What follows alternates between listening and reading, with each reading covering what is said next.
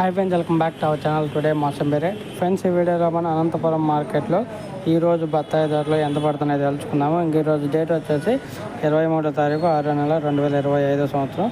ఇంక ఈరోజు వచ్చేసి ఫస్ట్ క్వాలిటీ వచ్చేసి 21,000 నుంచి 25,000 మధ్య అయితే కొనసాగుతుంది ఒక టన్ను మోసంబి ధర. అలాగే సెకండ్ రకం క్వాలిటీ వచ్చేసి 12,000 రూపాయల నుంచి 19,000 రూపాయల వరకు అయితే కొనసాగుతుంది ఒక టన్ను.